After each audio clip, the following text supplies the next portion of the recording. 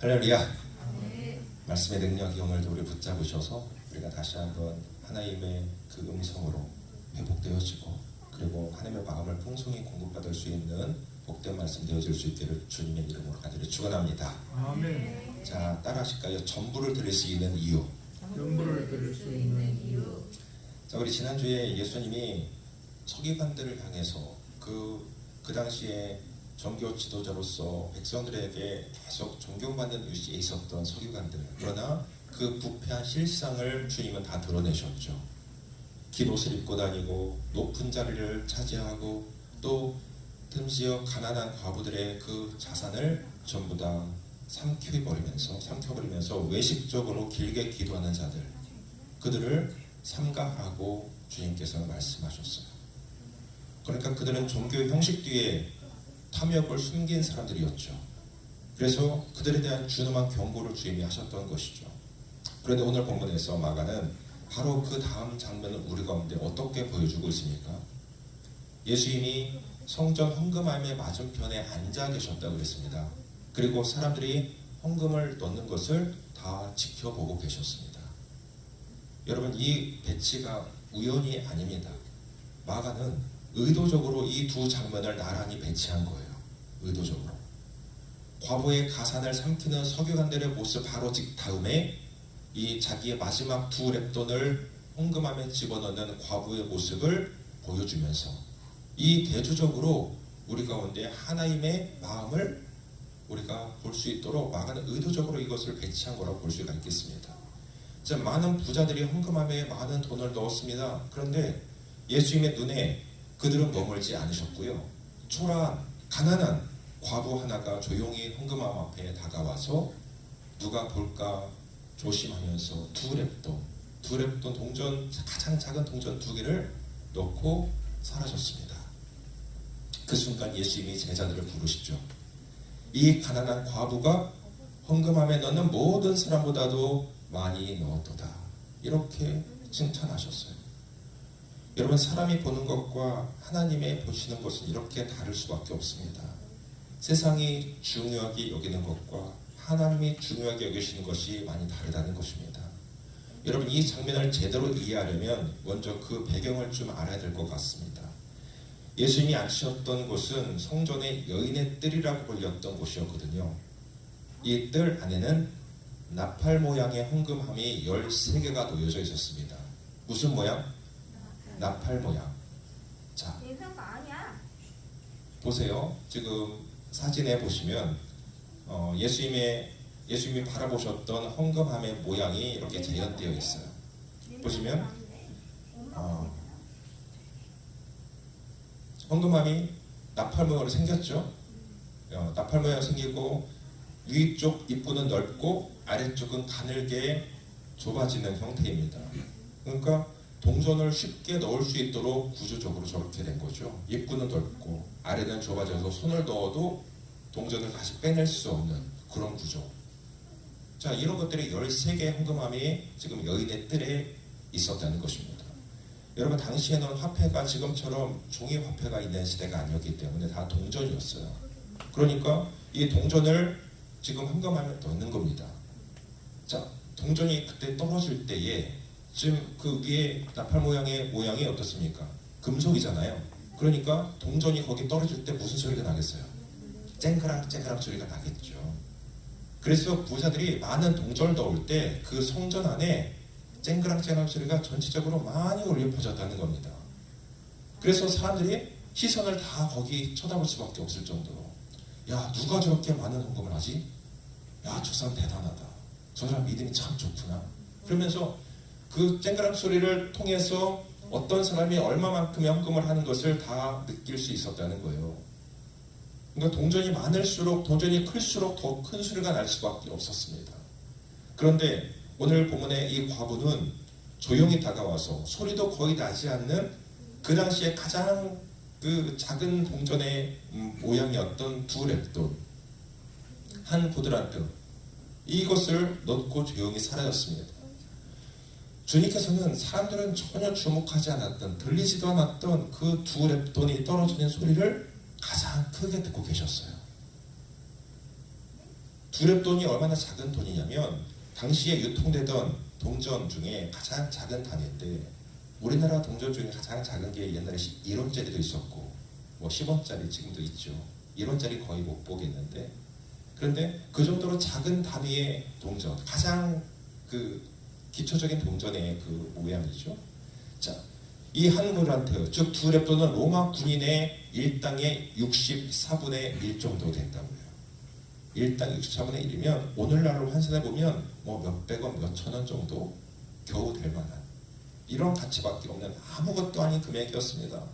그 순간에 예수님은 제자들 불러 말씀하세요.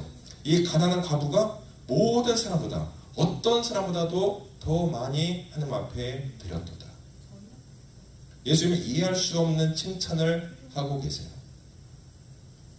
자, 41절 다시 보시면 예수께서 헌금함을 대하여 앉으사 무리가 어떻게 헌금함에 돈 넣는 것을 보실세 그랬습니다. 주님은 앉으셨다 그랬습니다. 저는 이 단어에 주목해봤어요. 하루 종일 예수님은 그 서기관들과 바리새인들과 종교 지도자들과 서서 논쟁하셨죠. 그들을 가르치시고 또 질문을 많이 받으셨어요. 그 긴 하루의 마지막에 예수님이 헌금함 맞은편에 조용히 앉으셨습니다. 그리고 또 어떻게 하셨습니까? 앉아서 보셨다 그랬습니다. 보실세. 보고 계셨죠. 정말 잠깐 스쳐보신 게 아니었습니다. 한 사람 한 사람의 헌금함에 돈 넣는 것을 자세히 조용히 집중해서 바라보고 계셨습니다. 이 장면이 우리에게 말해주는 것이 있어요. 예수님은 지금도 우리의 삶의 좌정에서 머물기를 원하시고 우리의 삶을 지금도 불꽃 같은 눈으로 지켜보고 계시다는 사실입니다. 우리의 삶에 그분이 좌정하셔서 앉아 계시기 원하시고 나와 함께 하길 원하시고 그러면서 우리의 삶을 그분이 다 지켜보고 계신다. 우리가 어떤 마음으로 지금 예배에 와 있는지 또 어떤 마음으로 기도하고 있는지 어떤 마음으로 하나님 앞에 헌금 들고 있는지를 그분은 다 보고 계신다는 것입니다. 우리의 삶의 모든 순간순간을 조용하게 깊숙하게 주의 깊게 그분은 지금도 바라보고 계시는 하나님이십니다. 히브리서 4장 13절 말씀을 한번 보여주실래요? 히브리서 4장 13절 말씀 읽어봅시다. 시작. 지으신 것이 하나도 그 앞에 나타나지 않음이 없고 우리의 결산을 받으실 이의 돈 앞에 만물이 벌거벗은 것 같이 드러나느니라. 아멘. 여러분 하나님 앞에 숨겨질 것이 있습니까? 아무것도 없어요. 그분 앞에는 모든 것이 명백하게 드러나게 될 것입니다. 우리는 다 지금 숨겨서 보이지 않게 포장하고 있지만 우리가 그럴듯하게 지금 이 자리에도 거룩하게 예배드리고 있는 것 같지만 우리의 진짜 모습을 보면 참 형편없잖아요. 우리의 그런 모습조차도 주님께서는 이 숨겨질 수 없는 주님의 눈앞에 우리가 지금 있는 거예요. 사람들이 볼 수 없는 것도 하나님은 다 보고 계십니다. 서기관들은 사람들이 보는 자리에서 긴 옷을 입고 경건한 척 하였습니다. 그런데 이 본문의 과부는 아무도 주목하지 않는 그 자리에서 소리도 나지 않는 두 렙돈을 부끄러운 듯 넣고 사라졌습니다. 사람들 눈에는 전혀 보이지 않았지만 예수님의 눈에는 선명하게 보였다는 거예요. 우리는 종종 사람들이 볼 때와 보지 않을 때를 구분해서 살아가는 것 같습니다. 교회에서는 참 경건하지만 집에나 직장에 가서는 다른 사람의 모습이 돼요. 그 사람이 크리스찬이라는 것이 부끄러울 정도로 삶의 모습이 엉망인 사람들이 있습니다. 오늘 나의 모습일 수도 있고요. 그것이 반대로 사람들 앞에서는 한없이 너그럽지만 혼자 있을 때는 참 인색하기도 합니다. 그러나 예수님은 항상 우리의 삶에 머물러 계십니다. 주님의 그 눈길도 오늘 우리의 삶 위에 머물러 있습니다. 주님이 내 삶에 머물러 계실 때에 여러분 그분이 나의 삶의 자리를 바라보시면서 좀 불편한 자리가 되지 않으셨으면 좋겠습니다. 나와 함께 하시면서 그분이 참 기뻐하실 만한 자리로 우리가 좀 그분을 흐뭇하게 만들 수 있는 삶의 자리를 만들어 가야 되지 않겠어요? 그런데 주님이 나와 함께 거하시면서 나와 함께 좌정하셔서 나를 지켜보고 계실 때 그분이 나보다 불편하시다면 나도 그러면 안 되는데 너 그러면 내 마음이 좀 아픈데. 우리가 날마다 그런 자리로 주님 앞에 내 삶을 보여드리고 있지 않습니까? 저도 그래요. 제 모습인 것 같아요. 알면서도 그게 참 쉽게 주님 앞에 기쁨을 드리는 삶을 살아내는 것이 참 어렵습니다. 여러분, 날 향하신 주님의 시선을 날마다 의식하면서 우리의 삶을 그분 앞에서 좀 절제하고 다듬어 갈 수 있는 주님의 자녀들 다 될 수 있기를 주님의 이름으로 간절히 축원합니다. 여러분, 그 다음으로 하나님의 계산법이 우리가 다름을 참 보죠. 43절을 다시 보시면 이 가난한 과부는 헌금함에 넣는 모든 사람보다 많이 넣었도다.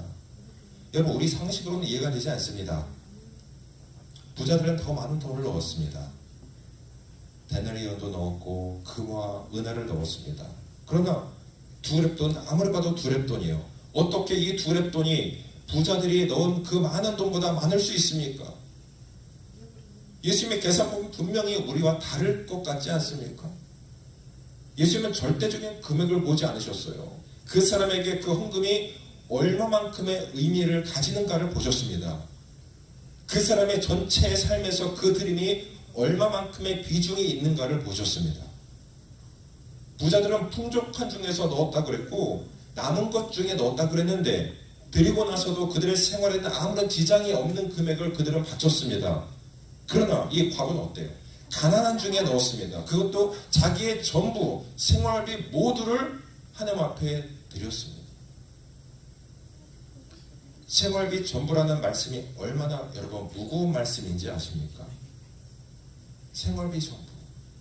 여러분에게 생활비 전부 하나님 앞에 바치라고 하면 바칠 수 있겠어요?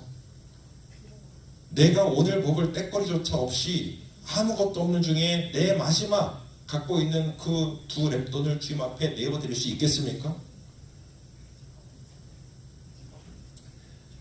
부자들은 아무리 큰 돈 넣어도요, 그것이 자신의 재산을 차지하는 비율이 얼마 되지 않기 때문에 그들은 아무 걱정 없이 그것을 넣을 수 있어요. 그러나 이 과부의 두 렙돈은 100% 자신의 전부였습니다. 그래서 예수님의 눈에 그것이 가장 큰 예물이 되었다는 것입니다. 자기의 모든 소유, 곧 생활비 전부를 넣었느니라. 이 말씀 앞에서 우리는 한 가지 질문해야 됩니다. 이 과부가 어떻게 이렇게 할 수 있었을까? 어떻게 그것을 드릴 수 있었을까? 그럼 세상적인 눈으로 보면 이것은 참 무모한 행동이죠. 오늘 먹을 것도 없는 상황에 어떻게 마지막 남은 돈마저 헌금함에 넣는 것은 참으로 상식적으로 이해하기 어렵습니다. 여러분, 이 여인이 참 어리석은 여인이기 때문이겠어요? 저는 여기서 그녀의 믿음을 봤어요. 믿음. 이 과부는 하나님이 자신의 삶을 책임지신다는 것을 믿고 있습니다. 하나님 나를 먼저 구합니다. 자신의 내일을 걱정하기 전에 하나님께 드리는 것을 먼저 했습니다. 그리고 그 나머지는 하나님 앞에 맡겨드렸습니다. 구약에 비슷한 장면이 있죠. 열왕기상 17장에 보면 사르밧 과부의 이야기가 나와요. 마가복음 22장의 과부와 열왕기상 17장의 사르밧 과부는 참으로 많은 공통점을 가지고 있습니다. 저는 이것이 단순한 유사성이 아니라요, 성경이 의도적으로 우리 가운데 보여주는 믿음의 계보라고 생각합니다. 두 과부는 모두 마지막을 하나님 앞에 드렸습니다. 사르밧 과부는 이렇게 말하죠. 통에 가루 한 움큼과 병에 기름 조금 남은 것뿐입니다. 이것으로 나와 내 아들이 오늘 마지막 음식을 먹고 이제는 죽을 것입니다. 그녀의 고백이었죠. 정말로 그것이 아들과 먹을 수 있는 마지막 식사 떼거리였습니다. 그런데 엘리야가 말해요. 먼저 그것을 통해서 나를 위해서 떡을 만들어 올 수 없겠느냐. 여러분, 얼마나 이해하기 어려운 말씀이에요. 양심도 없는 처사 아니겠습니까? 저라면 이런 요구할 수 없을 것 같아요. 그런데 엘리야는 그것을 말씀대로 청했고 그녀는 그 말씀 앞에 순종했습니다. 이 본문의 마가복음의 과부도 마찬가지죠. 그녀는 생활비 전부를 넣었다. 생활비는 단순히 돈이 아니라 생존을 위한 전부였습니다. 그러므로 이 두 과부는 지금 똑같은 환경이에요. 둘 다 남은 것을 드린 것이 아니라 남은 전부를 드린 것입니다. 두 사람 모두 미래를 계산하지 않았어요. 사르밧 과부는 내일 먹을 양식을 계산하지 않았고요. 이 본문의 마가복음의 과부도 내일의 생활비를 계산하지 않았습니다. 둘 다 계산보다도 하나님을 선택했습니다. 이것이 믿음이에요. 여러분, 믿음은 계산을 하지 않는 것이 아니라 계산보다 더 크신 하나님을 바라보는 것입니다. 두 과부 모두 세상에서는 가장 약한 사람들이었지 않았습니까? 성경에서는 과부는 대표적인 사회적인 약자로 기록됩니다. 남편도 없고 경제력도 없고 보호자도 없어요. 그런데 하나님은 놀랍게도 이렇게 가장 약한 사람들에게서 가장 강한 믿음을 발견하게 하십니다. 이것이 바로 하나님의 나라예요. 가장 중요한 공통점은 이것입니다. 이 두 과부 모두 자신의 생명을 하나님 앞에 맡겼다는 겁니다. 사르밧 과부는 이 떡을 드리면 이제 정말 끝, 죽어야 됩니다. 마지막 음식이니 얼마나 소중하겠어요. 그런데도 먼저 그것을 하나님 앞에 드립니다. 이 성전의 과부 역시 이 두 렙돈을 드리면 오늘 나는 먹을 수 있을까? 의문이 있었지만 그럼에도 불구하고 그녀는 드렸습니다. 그러고 보면 둘 다 돈을 드린 것이 아니라 자신의 생명을 하나님 앞에 맡긴 것 아닐까요? 아멘. 하나님은 두 사람에게 공통된 질문을 하셨다고 생각합니다. 네 마지막까지도 나를 신뢰할 수 있겠느냐? 이 질문을 던지고 계시는 거예요. 그것에 대해서 이 두 사람 모두 다 예라고 대답했던 것이죠. 하나님께서는 두 사람의 이름 없는 순종을 성경 속에 영원히 아름다운 이름으로 기록해두고 계십니다.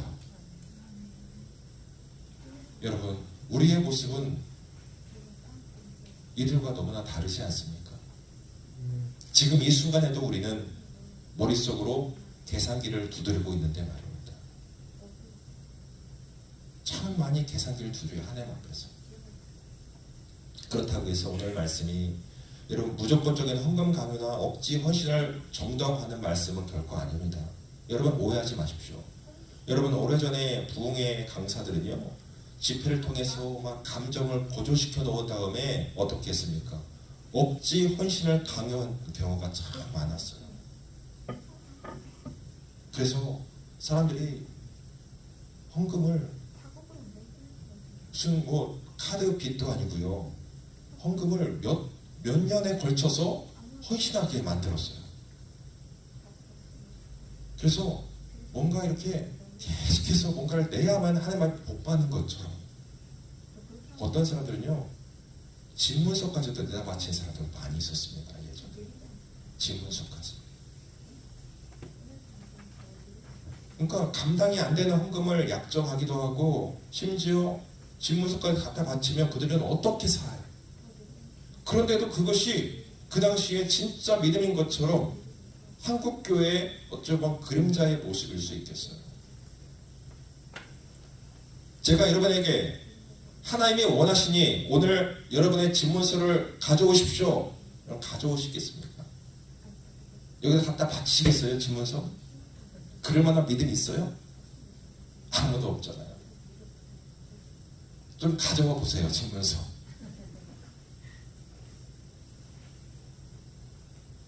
오늘 본문의 과부는 누가 강요해서 헌금한 것이 아닙니다. 아무도 그녀에게 주목하지 않았습니다. 조용히 혼자 왔다가 두 렙돈을 헌금에 넣고 조용히 떠났습니다. 이것은 강요된 헌신이 아니라 자발적인 주님에 대한 사랑의 표현이었습니다. 오늘 본문이 마가복음에서 고난주간 바로 직전에 놓여있다는 것을 우리는 놓치지 않아야 됩니다. 고난주간 바로 직전에 이 사건이 있었던 것입니다. 다음 장인 13장부터 예수님의 마지막 강화가 이어지고 14장부터 이제 주님의 순환의 이야기가 시작이 되거든요. 그러니 오늘 이 과부의 이야기는 고난주간 직전의 마지막 장면인 것입니다. 이 배치가 우연일까요? 예수님은 이 과부를 바라보시면서 뭘 생각하셨을까? 이제 곧 예수님 자신이 어떤 길을 가셔야 됩니까? 십자가 길 가셔야 됩니다. 바로 이제 그걸 앞두고 있어요.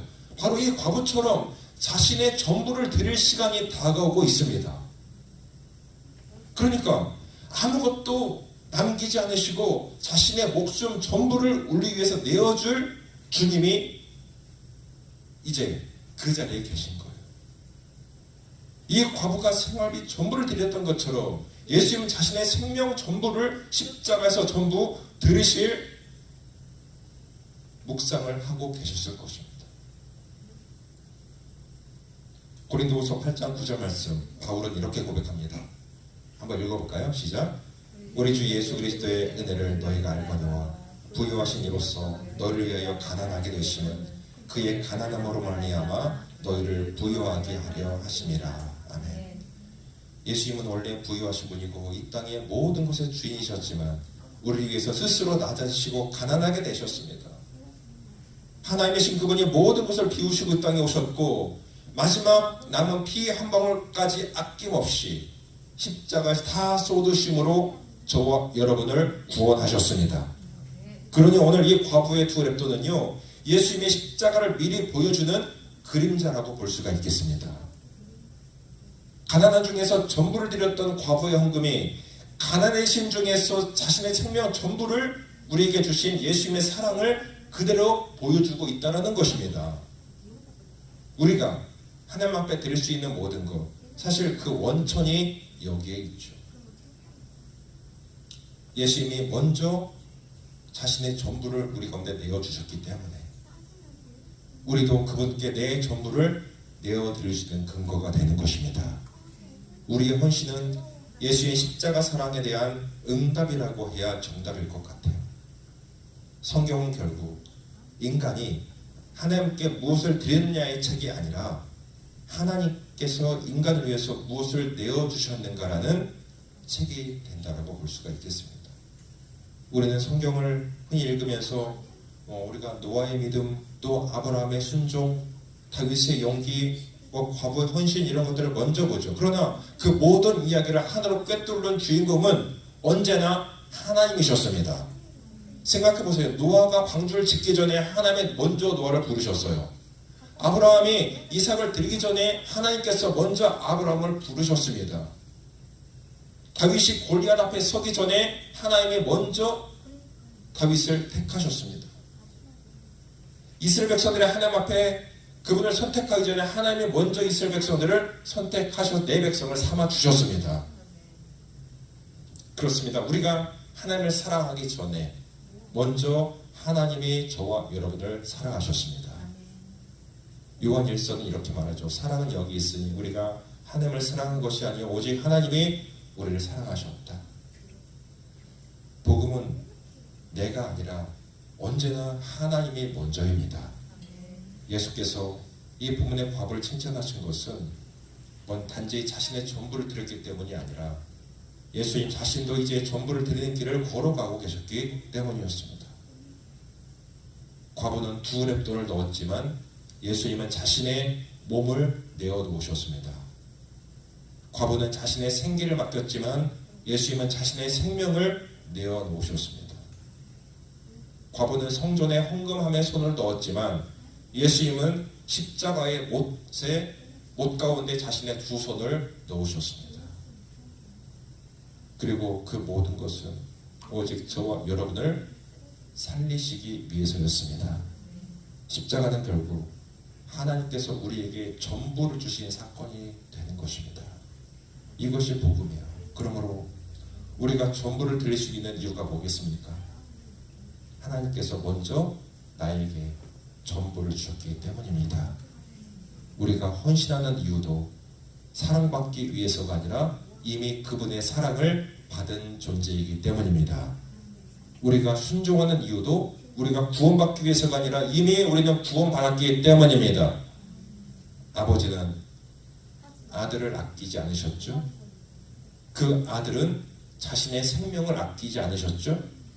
성령 하나님은 오늘도 우리를 하나님 앞에 인도하기 위해서 자신의 열심을 아끼지 않고 계십니다. 즉 삼위 하나님께서 우리를 위해서 전부를 내어주고 계시는 그 이야기, 이것이 바로 성경의 핵심입니다. 우리가 잘난 체하고 자존심 내세우고 살아가고 있지만 우리가 얼마나 형편없는 인생인지 몰라요. 여러분, 예수님 없이 저는요, 예수님 없으면 아무것도 아닌 인생 같아요. 우리가 예수님 앞에 그 예수님을 우리 가운데 빼놓고는 우리 인생이 논해질 수가 없습니다.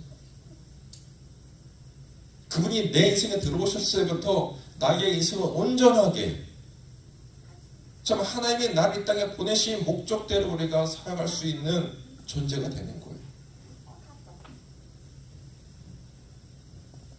하나님은 우리에게 헌신을 요구하기 전에 이미 자신의 독생자를 먼저 내어주었음을 잊지 않는 우리가 되기를 바랍니다. 복음은 내가 하나님 앞에 뭘 드리느냐가 아니라 하나님께서 나를 위해서 무엇을 내어주셨는가, 그것부터 시작이 되는 것입니다. 여러분, 그 사실을 잊지 않는다면 오늘 우리가 드리는 예배도, 또 우리가 행하는 모든 사역도, 또 헌신도 더 이상 의무가 아니라 감사함으로 감당할 수 있게 될 것입니다. 주님, 저 같은 주님을 살리시기 위해서 내가 뭘 하고 당신의 전부를 내어주셔서 정말로 감사합니다. 우리가 뭘 어떻게 드려도요, 내 마음의 중심이 하나님을 향해 있다면, 비록 2랩돈일지라도, 비록 물고기 2마리와 보리떡 5개일지라도 하나님은 가장 귀한 헌신으로 칭찬하시고 받아주실 것입니다. 주님이 날 위해 전부를 주셨기 때문에 내 삶에 전부를 드릴 수 있는 이유가 되고도 남습니다. 사랑하는 여러분, 날 위해 전부를 내어주신 주님 앞에 늘 감사하며 사십시다. 그 감사가 우리의 순종이 되고 그 순종이 우리의 예배가 되며 그 예배가 하나님 앞에 영광이 될 수 있기를 우리 주님의 이름으로 간절히 축원합니다. 함께 기도하겠습니다.